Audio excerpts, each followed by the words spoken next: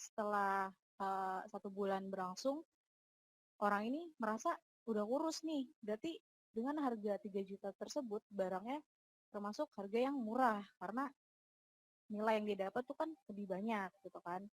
Beda halnya sama kayak kita pengen kurus. Kita orang kurus tapi pengen gendut gitu kan. Terus kita bayar 3 juta untuk obat tersebut gitu. Tapi kan kayak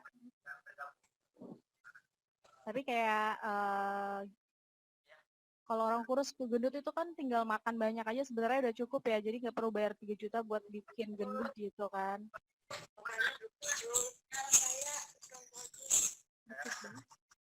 Kak Rizky boleh di mute? Oke, thank you. Lanjut Kak Sali, sorry. Iya ya, terus ya, nah untuk berarti nilai yang dapat dari harga yang murah tersebut, nilai yang didapat tuh lebih banyak gitu. Jadi kalau misalkan pengen beli sesuatu barang, kalau bisa sih pembeli itu dapat nilai yang lebih banyak daripada harga yang dibayar. Experience mereka tuh lebih banyak daripada mereka bayar uang kayak gitu sih. Nah, di sini ada 3 cara nih menentukan harga jualnya. Di sini ada namanya cost based pricing. Pricing ini penetapan harga berdasarkan biaya. Jadi contoh modalnya tuh cuma 10.000, tapi kita bisa jual dengan harga 20.000 nih. Nah, di sini lebih mudah menentukan beberapa keuntungan yang didapat berdasarkan modal pengeluarannya. Jadi kita udah tahu modal yang kita keluarin itu berapa dan keuntungannya kita tahu nih mau untung berapa gitu. Nah, kelemahannya di cost based pricing ini tidak memperhitungkan kemampuan bayar pembeli. Jadi kayak ya udah suka-suka gue aja gitu, mau jual modal 10.000 gue jual 1 juta juga suka-suka gue gitu, tapi dia nggak ngepikirin nih, nggak ngehitung gimana orang tuh bisa mampu nggak bayar produk tersebut. Terus ada namanya dynamic pricing, harga yang dinamis. Ini berdasarkan harga promo, sale, terus ada event-event yang ya fleksibel lah, ngikutin kondisi yang ada di pasar gitu kan. Terus yang ketiga ini ada market price. Nah, di market price ini ada harga pasar. Harga pasar ini juga terbagi menjadi 3. Satu, harga psikologis yang mahal. Jadi ada yang orang tuh mindsetnya, oke dengan harga kita mahal, maka sebagian orang tuh akan berfokus pada kualitas produk. Jadi kan ada juga tuh, oh iya mahal tapi wajar lah produknya kualitasnya bagus, kayak gitu sih. Kita bisa pakai psikologis yang kayak gitu tuh, nyatinya.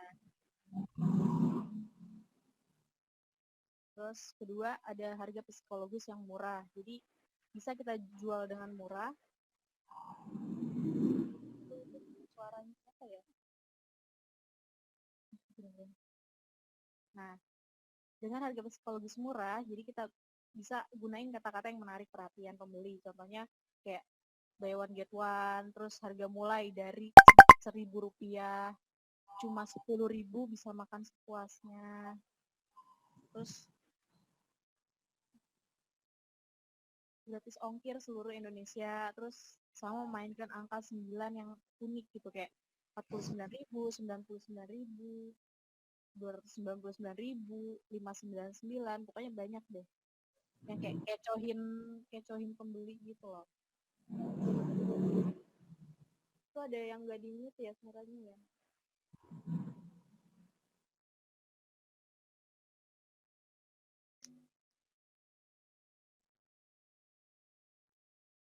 Terus di sini yang ketiga nih ada harga sama. Jadi harga sama ini mengikuti harga komoditi ya. Kalau naik naik, kalau turun ya turun. Contohnya kayak bahan bakar minyak, emas, masker, beras.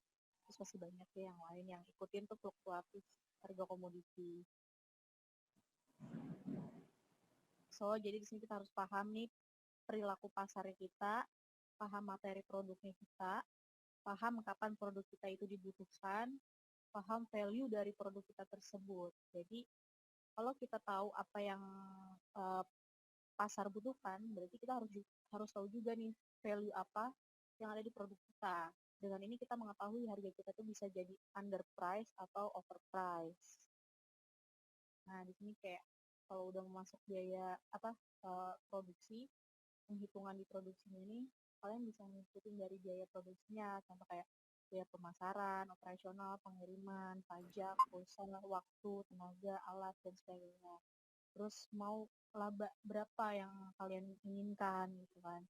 Dan kayak pengalaman itu belajar dari kesalahan. Mungkin kalau misalkan dulunya pernah pernah apa jualan terus kayak aduh kesalahan di gue dulu tuh karena nggak bisa nyimpen save uang nih atau gimana caranya dulu tuh jualan yang dulu tuh lebih laku daripada yang sekarang. Jadi sebenarnya udah belajar dari pengalaman sih gimana produknya kita tuh sekarang lebih diminati kayak gitu. Terus strategi bisnisnya juga kita harus paham yang sifat-sifat pasar. Kan contoh kayak kita mau jual telur dadar deh. Kalau di warung aja tuh ya kita pesen telur dadar aja goceng dapat gitu kan. Tapi kalau kita beli di restoran omelet seharga 50.000 itu kan udah jauh lah ya kelasnya dengan diganti aja gitu kan. Terus kayak pelayanan juga balik lagi ke customernya. Jadi kayak misalkan kalau pelayanan kalian itu bagus, memuaskan, nah pelanggan pasti akan balik lagi. Karena pelayanannya mungkin udah enak, nyaman, ramah, pengirimannya cepat, pembuatannya itu bagus, rapi segala macam sih banyak aspek di situ. Terus di sini juga ada tipe-tipe konsumen. Jadi kita harus paham nih, produk kita tuh dijual ke kelas menengah atas atau menengah ke bawah gitu. Nah, makanya di sini kenali market, maka akan ada produk yang bisa membuat harga modal kecil tapi bisa dijual dengan harga yang tinggi. Karena jika seseorang udah butuh produk tersebut, mereka tidak akan melihat lagi nih berapa harga produknya. Contoh kayak rokok ya, semahal-mahalnya harga rokok pasti orang beli. Karena apa? Rokok itu ada kebutuhan. Kayak contoh juga beras. Maupun beras harganya tinggi pun kita pasti beli karena beras adalah kebutuhan. Air, segala macam kayak gitu-gitu sih. Untuk sampai sini ada pertanyaan? Oke, udah cukup Kak Sali yang disampaikan. Apakah masih ada lagi? Udah cukup. Oke, Uh, mau ngingetin lagi nih buat teman-teman yang ada pertanyaan bisa langsung dilampirin aja di kolom komentar. Nanti biar saya pilih pertanyaannya. Nah, beruntung kalau emang belum ada pertanyaan, jadi kesempatan saya nih buat nanya. Kak, pengen tahu banget nih dari Kak Sali sendiri, pernah nggak sih punya produk atau Kak Sali punya jasa yang mana Kak Sali tuh ngerasa, aduh kemurahan ini jualnya atau kemahalan? Pernah nggak sih sampai ngejual kemurahan atau kemahalan sampai nyesel gitu? Pernah banget ya, soalnya kayak kadang kan berbasis ini doang ya, apa sih kayak uh, sok tahu aja ya udah perkiraan harga kira-kira karena kayak nggak percaya diri sama skill kita, produk kita yang kita jual tuh udah bagus atau belum, diminatin atau enggak. Jadi kayak udahlah kasih harga murah dulu dan ternyata kemurahan itu pernah banget sampai yang kayak kayak gue nyesel gitu jual murah gitu kan. Ternyata ini orang jualnya lebih mahal bahkan 3 kali lipat dari harga gue gitu. Jadi kayak pernah ada di posisi tersebut. Cuman ya kita belajar lagi karena belajar dari kesalahan itu tadi kan yang ada di slide saya sebelumnya. Jadi kayak kita harus belajar dari kesalahan. Apa sih yang ngebuat produk kita tuh mahal? Apa yang bikin orang tuh tertarik? Gitu. Oke, tapi dari Kak Sali sendiri boleh ceritain nggak sih waktu itu pas ngejual produk, kan berarti Kak Sali sempat ngalamin yang kemurahan ya. Kak Sali boleh cerita nggak sih waktu itu jual apa, terus kok bisa sampai kemurahan gitu? Justru dulu gue jual video stop motion tuh harganya 1.000 per detik. 1.000 per detik? Oke. 1.000 per detik dan karyawannya tuh cuman gue sendiri. Dari situ gue nggak ada kompetitor sama sekali karena di Instagram tuh waktu baru-baru ya 2014 2015. Nah di sana itu pasarnya cuma satu doang kompetitornya. Nah itu dia jual 2.000 per detik. Gue change jadi 1.000 per detik. Nah orang-orang jadi ke gue semua itu waktu itu. Gue tanpa melakukan iklan sama sekali. Gue hanya bikin kayak ya udah buat buat sendiri dulu, buat portofolio dulu, dan ternyata pesanannya banyak banget di situ. Jadi gue keteteran sampai yang bisa bayar pakai pulsa waktu zaman dulu kayak gitu-gitu. Akhirnya gue naikin 60.000 per 1 menit kalau nggak salah dulu kayak gitu. Terus kalau misalkan jasa gue bikin logo juga pernah. Gue kan di sini digital ilustrasi juga, jadi gue pernah jualan logo nih. Jualan logo juga sama. Gue nggak tahu nih harga jualan logo gue tuh berapa gitu kan. Jadi gue jual harga perkiraan aja. Gue pernah jual 50.000 gitu. Padahal logonya bagus dan gue bikinnya pusing kayak gitu-gitu sih. Tapi kita tetap dapat pelajaran dari hal tersebut sih. Oke, nah berarti kan tadi Kak Sali sempat yang namanya, beberapa waktu lalu atau bisa kita bilang dulu lah ya, dulu kan Kak Sali Iya. sempat ngejual kemurahan. Berarti kan setelah ada proses penyesalan, setelah ada proses penyesalan itu kan berarti Kak Sali mulai naikin harga lah ya. Iya Nah, benar. ketika kita naikin harga, itu yang wajar kayak gimana sih? Kan pasti konsumen pada, ih kok harganya naik sih? Terus konsumen bisa aja tidak. Itu gimana Kak? Naikin harga asal kayak gitu boleh nggak sih? Apa harus dipertimbangin? Sebenarnya harus pertimbangan juga ya, jadi kayak mulai kualitas. Mau seberapa pun harganya, kalau kualitasnya bagus pasti bakalan kualitasnya tuh bakalan kelihatan gitu loh.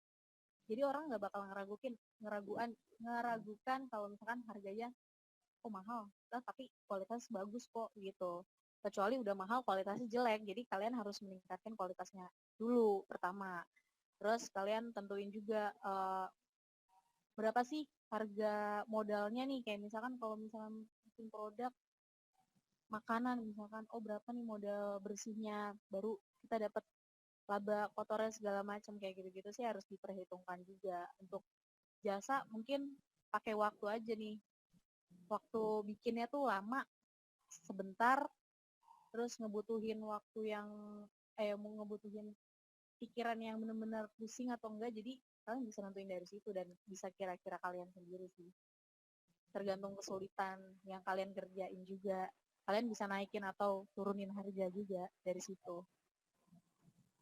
Oke, berarti yang namanya naikin harga itu juga butuh yang namanya pertimbangan, apalagi kita juga harus tahu tentang produk kita itu kualitasnya udah sejauh mana ya sampai kita bisa naikin harga, gitu ya Kak ya. Oh, ini ada pertanyaan nih di kolom komentar dari Kak Antana Pradana. Bisa bertanya kalau menaikkan. Oh, kebetulan kita sehati Kak Antana. Ternyata tanpa saya membaca pertanyaan kita juga sama. Jadi saya skip saja pertanyaannya. Jadi pasti sudah terjawab tadi ya pertanyaan dari Kak Antana Pradana. Oke, sekarang ada pertanyaan lagi yang kedua di kolom komentar dari Kak SMMC ya, itu lah ya. Kak, saat ini waktunya kita promo atau hard selling Kak? Atau jual dengan gencar banget? Atau kita ngelakuin promo? Sebenarnya kalau promo sama hard selling itu kan dua yang berbeda ya. Jadi kalau misalkan hard selling itu ya kita benar-benar jual produknya dan kita keliling kemanapun gitu kan. Tapi kalau misalkan kita promo, biarin orang dengar kata-kata promo cuma 5.000 dapat 3 misalkan kayak gitu. Orang-orang mungkin lebih tertarik promo ya, kalau mungkin untuk pribadi sih pakai promo kayak gitu sih. Kalau Oke. Cuman mungkin gini ya. Mungkin kalau di masa pandemi ini nggak ada salahnya ya kalau emang kita nyoba semua cara, karena kan kalau di nggak ada pandemi salahnya kita berpikir kreatif sih. iya kita berpikir kreatif sih, gali-gali dan manfaatin semua peluang yang ada sih. Betul, apalagi sekarang kan ya orang tuh udah pada pinter banget lah, teman-teman kita juga udah pada pinter mungkin ya mungkin mereka ada sebagian teman-teman kita yang ada sebagian gajinya dipotong 70% berapa, ataupun sampai kehilangan pekerjaannya, otomatis dia berpikir kritis, aduh gimana caranya besok gue bisa jajan, bisa makan, bisa hidup gitu kan. Jadi mungkin segala cara ya, terutama sekarang nih orang-orang pada jualan gitu kan, ya mungkin itu suatu peluang di tengah pandemi ini. Jadi orang-orang sekarang berlomba-lomba untuk jual apapun yang bisa mereka jual sih kayak gitu. Oke, berarti emang kita harus benar-benar manfaatin ya. Mungkin pandemi ini bagi seluruh umat ya, emang ini namanya ya pandemi. Berarti wabah yang ya pahit lah ya. Tapi ternyata di Iya sisi benar. lain hal yang menguntungkan juga dan ternyata menghasilkan peluang. Gitu. Walaupun faktanya adalah banyak tenaga kerja yang gajinya dipotong ataupun di PHK, tapi di Benar. sisi lain ide-ide kreatif kita kan harus tetap jalan untuk bertahan hidup ya kak ya. Iya benar. Ini ada pertanyaan lagi nih kak. Iya.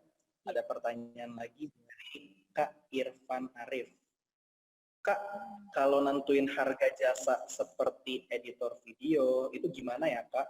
Apakah dari project yang diinginkan atau seperti apa Kak? Tergantung ya, tergantung kesulitan kan kadang ada yang editingnya ini udah pro banget nih. Editor video, foto video itu kan punya basic masing-masing, ada yang level basic, level expert, medium segala macam. Kamu ini ada di tipe di mana? Apa teman-temannya ada di tipe basic, medium atau yang udah expert. Jadi di situ kalian bisa teman-teman bisa compare lah harga harga untuk yang level basic, medium sama expert. Di situ sih tergantung diri kita juga. Kalau misalkan oh kita percaya diri mau jual sekian dan orang itu menerima, mengiyakan, oke, okay, deal segala macam, untuk segala sesuatunya itu udah tergantung sama diri kita sendiri. Jadi kita yang benar-benar uh, kasih influence lah gimana caranya kita produk video kita tuh bisa dihargain misalkan 500.000 nih 1 menit. Nah kita benar-benar harus tampilin yang editing yang lebih expert mungkin kayak gitu-gitu sih, tergantung level kita sih kayak gitu. Udah belajar sampai mananya kayak gitu-gitu kan, setiap orang beda-beda level editingnya. Oke oke. Mungkin selain selain mengetahui level sama mengukur tingkat, selain mengukur tingkat kesulitan harus cari tahu juga, balik lagi ke yang Kak Sali sampaikan tadi, kita ngerjainnya butuh waktu berapa lama sih? Benar Gitu ya. ya. Kan ada yang kalau Nah, ini ada, video itu kan lama ya, biasanya semenit 2 menit itu nggak cukup, kadang berjam-jam kayak gitu sih. ya. Soalnya jangan-jangan mungkin pernah kejadian juga sama Kak Sali, orangnya mau bikin video semenit tapi cuma bayar Kak Sali cuma semenit doang, padahal bikinnya Nah, berjam-jam ya. iya, tapi sih untungnya belum pernah sih yang kayak gitu, karena kalau dulu sebelum ngerjain tuh kita udah minta biaya DP, tapi kadang mereka udahlah udah percaya jadi bayar full, jadi kita berarti di kita sih, aduh gimana kita biar orang tuh percaya produk kita tuh bagus, terus dia beli lagi, dan alhamdulillah sih waktu itu balik lagi dan balik lagi customer dari Nail Stop Motion waktu itu. Oke. Nah, ini ada pertanyaan lagi nih Kak dari uh, Nazila Fatur Rahman. Kak mau tanya, kalau dalam menentukan harga, apakah lebih baik kita kaku dalam menentukan harga atau kita kasih rentang untuk ditawarkan ke konsumen? Mungkin maksudnya apakah harganya segitu-gitu aja atau kita bisa berubah-berubah kali ya? Ya mungkin tadi kan ada slide aku yang bilang itu ada dynamic pricing ya, ada di slide tiga cara menentukan harga jual. Jadi itu ada dynamic pricing. Nah, ketentuannya tuh bisa ngikutin ini apa pasar yang ada gitu loh. Jadi bisa fleksibel dengan kondisi pasar sih kalau pakai yang dynamic pricing tadi gitu.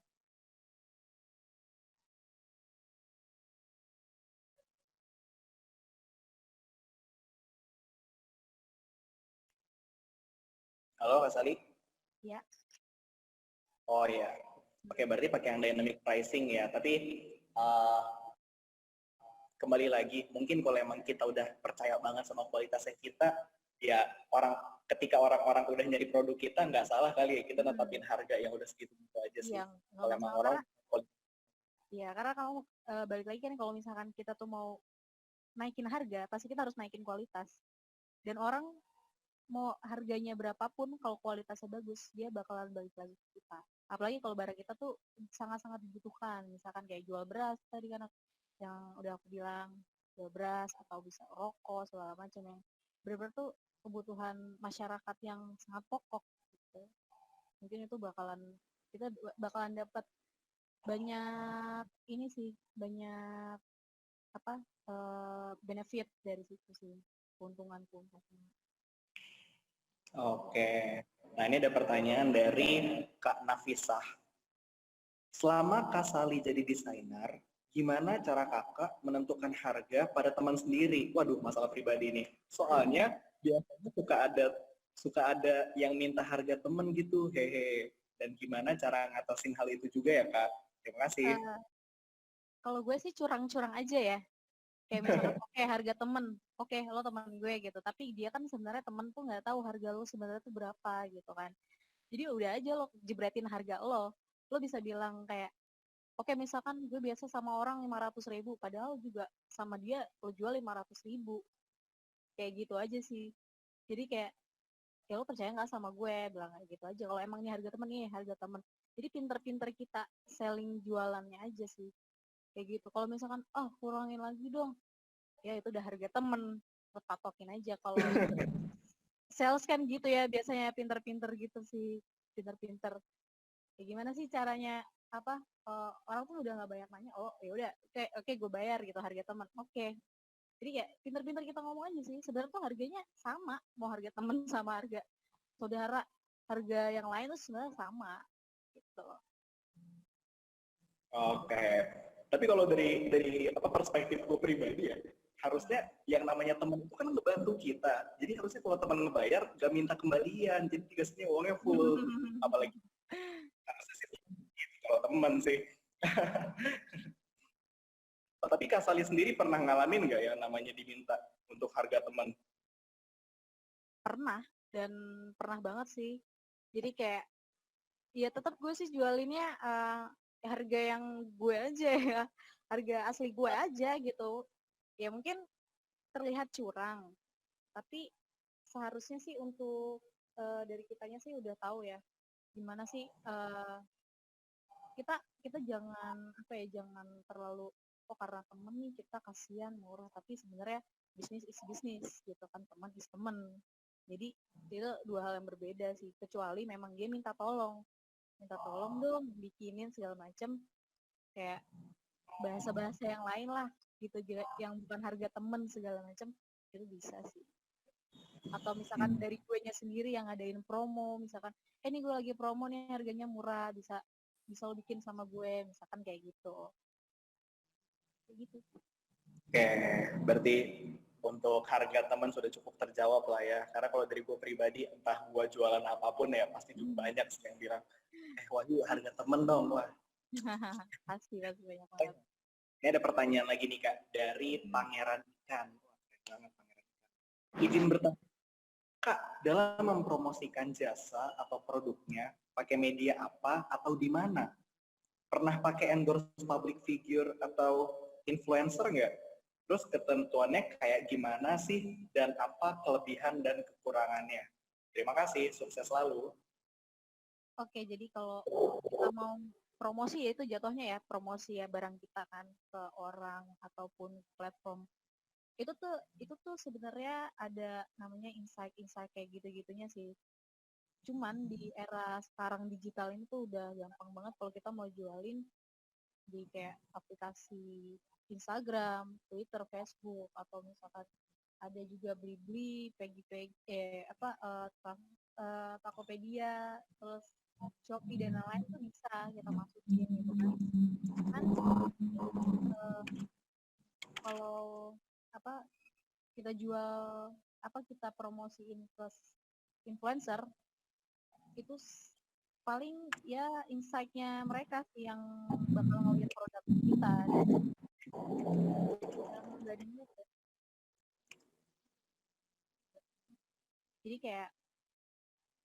Jadi kayak misalkan kita endorse ke influence, nah di situ sih sebenarnya lebih banyak, karena apalagi influence yang udah followersnya udah sampai ribuan juta orang gitu kan. Nah di situ produk kita bakal dilihat sama ribuan orang gitu. Jadi bahkan jutaan orang. Jadi mungkin produk kita tuh bakal dilihat dan mungkin dari followers mereka tuh ada yang butuh barang kita gitu. Kalau kita jual di Shopee pun atau di Tokped segala macam platform tersebut mungkin bisa aja, cuman insight-nya kurang karena kita iklannya ya kalau mereka cari barang kita aja kan kayak gitu ya.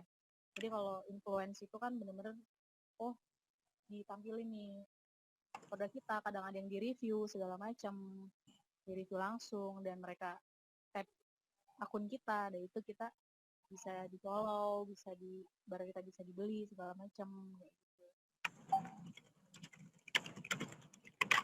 Oke.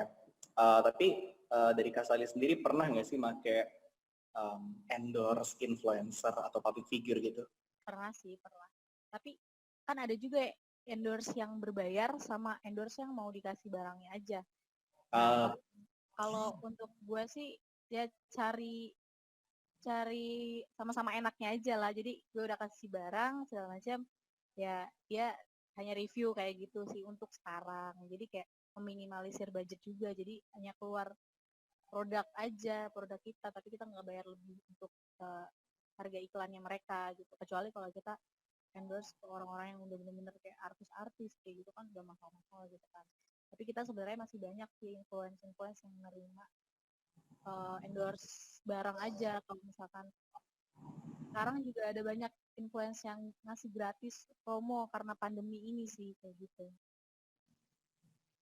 Oke, berarti untuk menargetkan siapa public figure atau influencer yang bakal collab sama kita, itu juga perlu di riset lagi ya ternyata ya? Ya, riset. Kan banyak banget sih, setiap daerah tuh ada gitu. Oke. Selebgramnya ya kan. Saya juga nerima loh, Kak.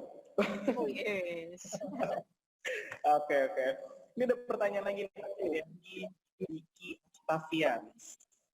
Kak, kalau illustration, misalnya perusahaan meminta pihak eksternal untuk membuatkan logo untuk produknya.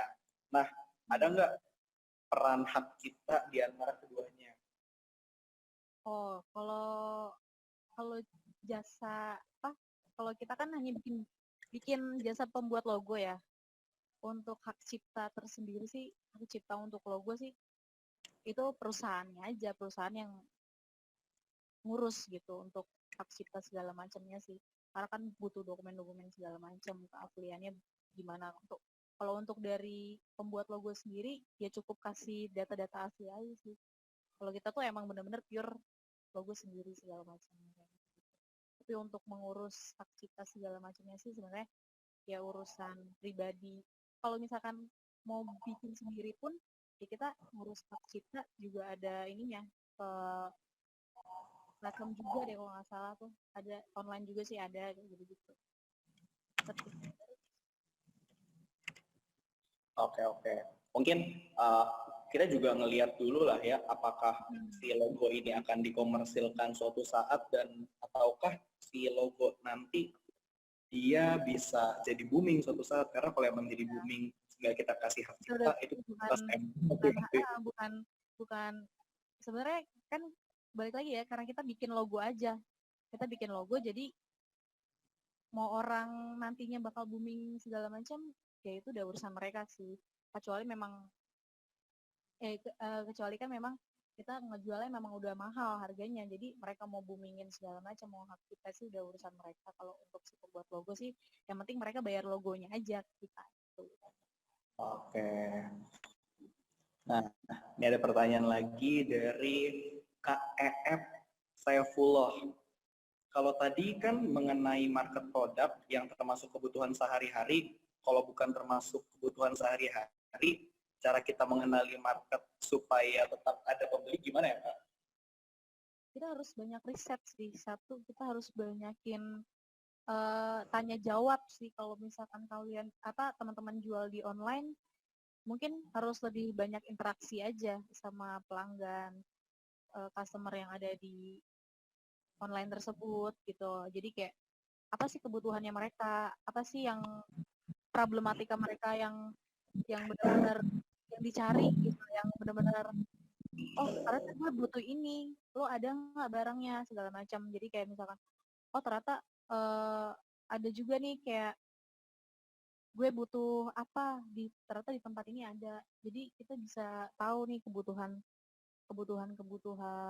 mereka tuh kayak gimana, seperti apa, terus gimana caranya kita tuh kasih kasih apa suatu yang solusi untuk mereka yang mencari problem tersebut gitu, yang sedang mengalami problem tersebut tuh kita bisa cari solusinya gitu dengan adanya interaksi kayak gitu sih.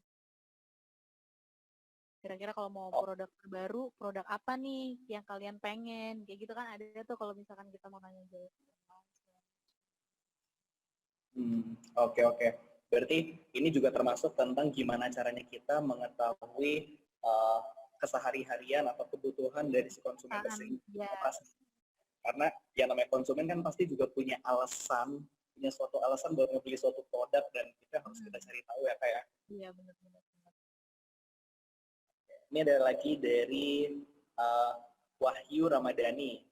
Kak, gimana dalam masa pandemi ini semuanya mau murah, tapi bahan baku kita itu mahal, gimana ya Kak? Semua orang maunya murah, tapi bahan baku kita mahal. Mungkin target pasarnya yang belum pas ya. Jadi kita harus tahu dulu sih target pasar kita. Kita mau jual ke orang yang seperti apa, target pasar kita tuh kita harus paham kayak benar-benar tuh kita benar-benar di sini ada di presentasi. Nah, di sini kan udah dijelasin ya. Kenali market, maka produk dengan modal kecil pun bisa dijual dengan harga tinggi. Kayak gitu. Jadi kayak harus tahu dulu nih marketnya kalian tuh apa, marketnya teman-teman tuh mau dijual di mana, kayak oh berarti kalau misalkan merasa kemahalan segala macam, berarti memang bukan pasarnya teman-teman jual di situ gitu, jual ke orang itu gitu sih. Oke, sepakat. Gak ada yang namanya barang kemurahan sih. Mungkin market yang kurang akurat ya kayak. Benar. Jadi kan kita harus paham juga nih yang di slide yang udah saya bikin tadi. Di situ kita harus tahu value produk kita.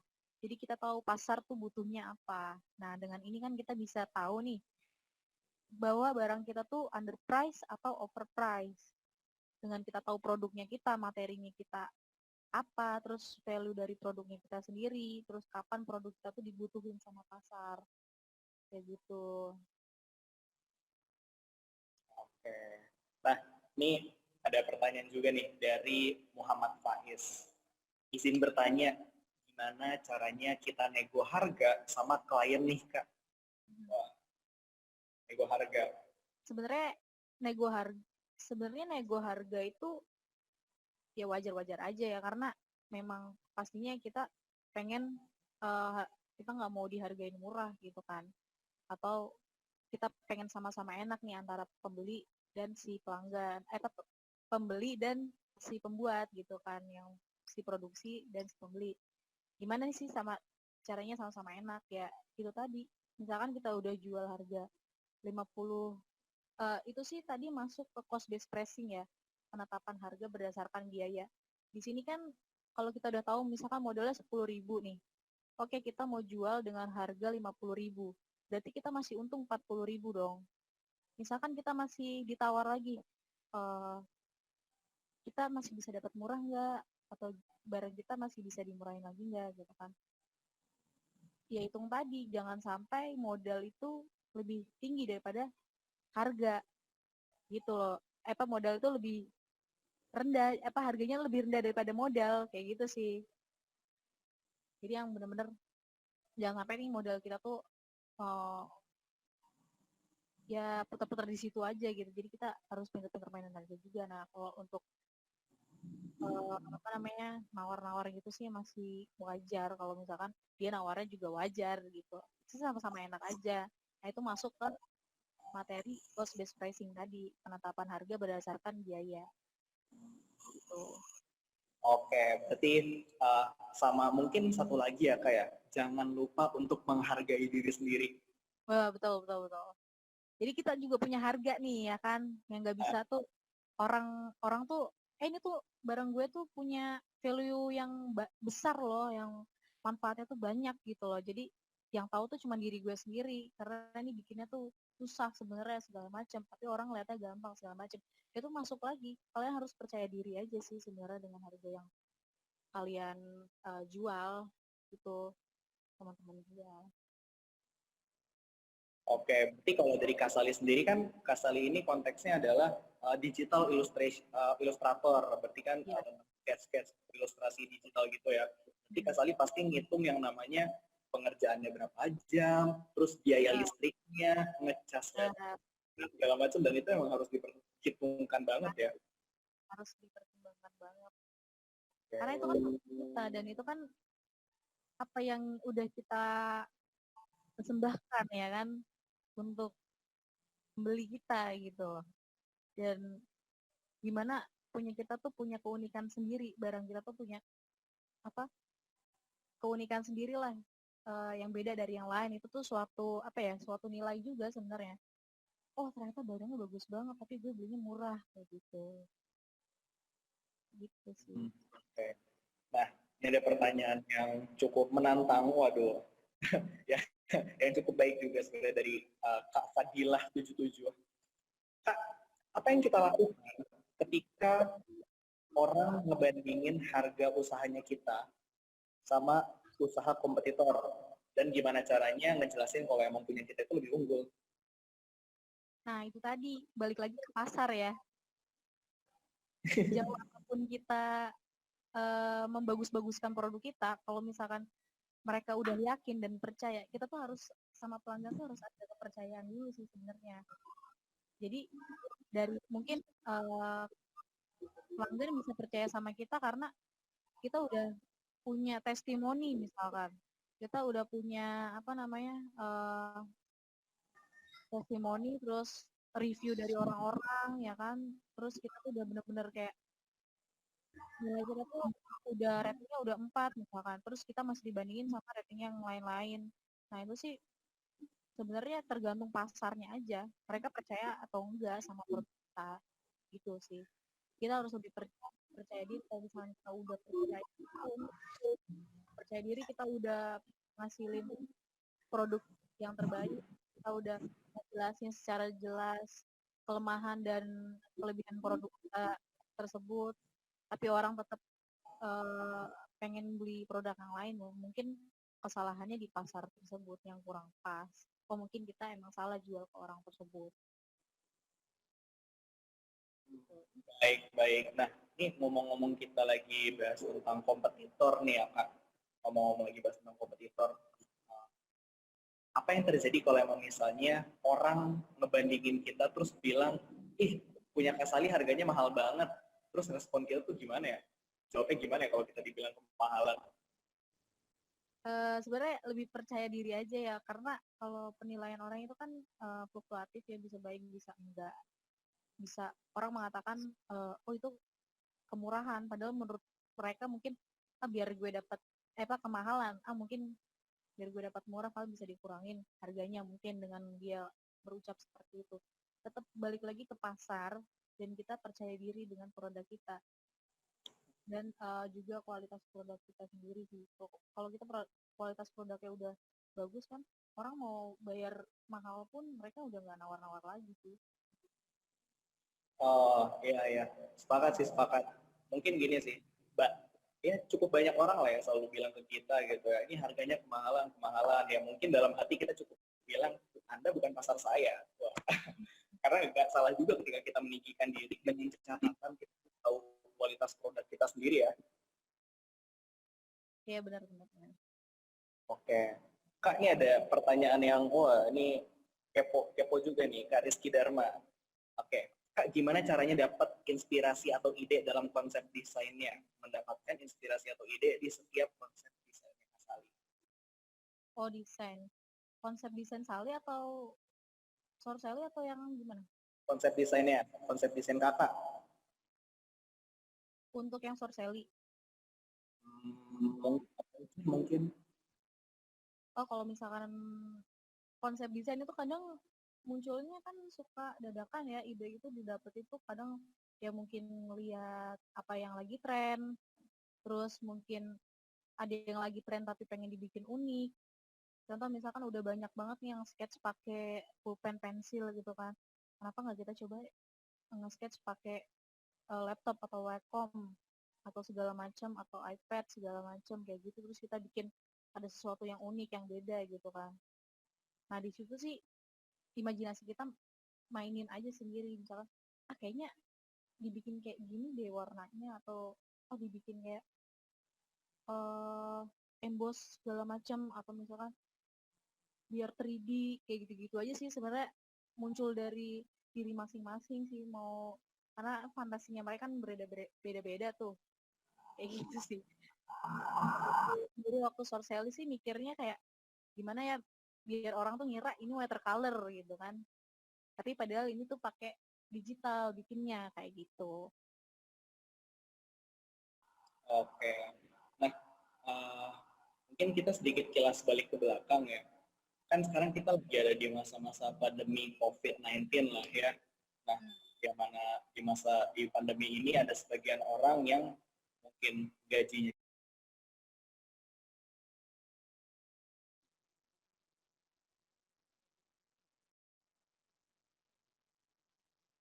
Oke, kan kita sekarang lagi ada di masa-masa pandemi ini ya.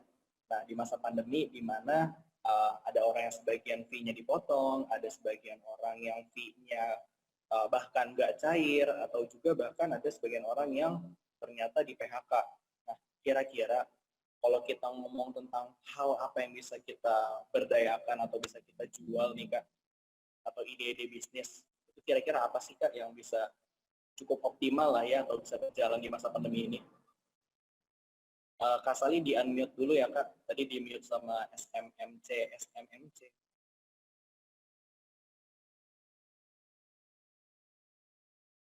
Oke, ya udah jelas ya, dengeran ya. Iya. Tadi pertanyaannya produk apa ya? Iya, yang kira-kira bisa dioptimalin lah, atau nggak harus produk sih, mungkin apa ya, pekerjaan apa sih, mungkin semacam konten atau apa gitu. Oh iya, jadi balik lagi ya, kalau diri masing-masing tuh basicnya di mana. Kadang kan ada yang bisa editing segala macam tapi sebenarnya belum pede. Nah ini tuh kesempatan kalian sih sebenarnya untuk di era pandemi ini, kesempatan teman-teman buat bikin sesuatu yang sebenarnya gue bisa nih gitu kan.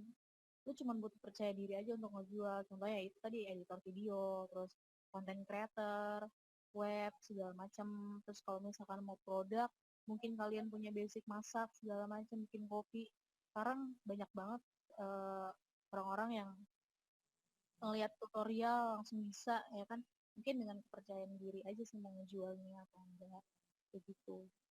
Sekarang banyak banget sih dari makanan, kue-kue kan lagi mau lebaran nih, mungkin punya basic bikin kue ibunya segala macam, terus uh, digital marketing bisa jadi yang reseller kayak gitu. Sekarang banyak banget, tergantung minatnya di mana kayak gitu aja sih. Oke, berarti kembali lagi ke gimana caranya kita mengetahui potensi kita, entah kita bisa jadi video editor, atau mungkin kita jago masak, ya bisa kita jual makanan kemasan, atau mungkin kita, teman-teman juga di sini ada yang jago nulis, bisa jadi konten atau copywriter, kembali juga apa, mengetahui potensi diri sendiri ya Kak ya.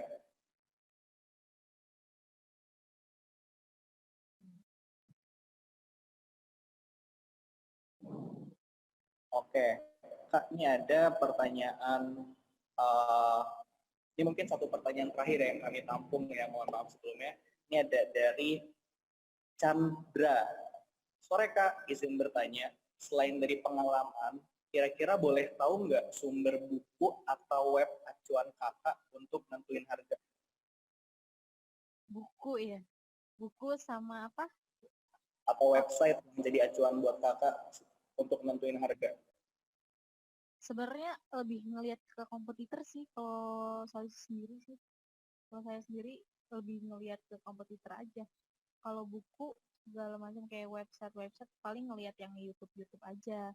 Karena di YouTube tuh udah banyak banget kayak gimana sih cara memulai bisnis, gimana sih cara mendapatkan klien segala macam, semua tuh ada di YouTube. Kalau kalau saya sih lebih suka baca dengerin di YouTube gitu, lihat di YouTube langsung daripada ya bikin website gitu. Yang lihat website segala macam atau buku tuh jarang lihat buku dan males baca sebenarnya gitu. Oke, berarti terlepas dari apapun buku acuannya ataupun website acuannya, emang kembali lagi kita harus ngelihat kondisi pasar saat ini kali ya.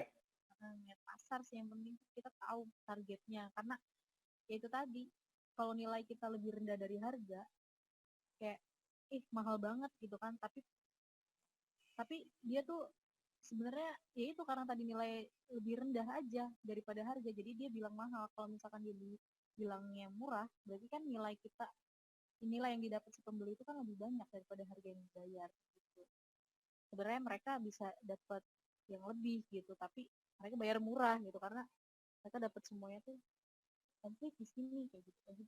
Jadi kesannya murah kayak gitu.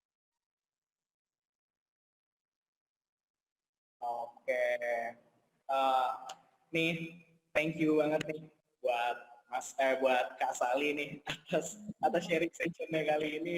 Thank you juga buat semua teman-teman yang udah stay tune hingga akhir sesi. Terima kasih juga buat rekan-rekan rumah siap kerja. Nah, buat teman-teman yang masih mau ikut sesi terakhir dari Kaizen Talk, masih ada di tanggal 27 nanti. Judulnya kalau nggak salah sih membuat website untuk bisnis. Wah, semua harus terintegrasi ya, nggak cuma tempat kita bikin bisnisnya, kita mikir brandingnya, kita bikin marketingnya, tapi memang harus punya websitenya. Dan kelasnya nanti ada di tanggal 27. Nah, untuk info lanjut, teman-teman bisa follow Instagram @kaizenroom, atau juga teman-teman bisa lihat di website Rumah Siap Kerja. Nah, terakhir, teman-teman yang mau lihat karyanya Kak Sali bisa pantau di @saurseli. Nanti akan kita lampirkan ya. Thank you. Saya kembalikan ke teman-teman Rumah Siap Kerja. Oke, thank you Kak Seli atas pemaparan materinya. Terus juga terima kasih kepada Coach Handel, moderator handal kita dari Kaizen Room, Kak Muhammad Wahyu. Mungkin untuk materi sudah kelar ya, Kak Sherly ya? Sudah. Apakah nanti ada ingin share materinya? Oh, boleh. Oke, nanti mungkin dikirimkan ke Bila ya? Oke, ya nanti saya kirim ke moderator aja kali ya. Oke, boleh. Siap, Kak Sherly. Oke, untuk mempersingkat waktu kita prepare untuk buka puasa. Terima kasih kepada seluruh peserta yang sudah ikut latihan kali ini. Terima kasih kepada Kak Seli, Kak Muhammad Wahyu. Semoga kita diberikan kesehatan selalu dan negara kita cepat pulih. Kita bisa kumpul di Rumah Siap Kerja. Terima kasih atas waktunya, Kak Seli, Kak Muhammad Wahyu. Wassalamualaikum warahmatullahi wabarakatuh. Waalaikumsalam warahmatullahi wabarakatuh.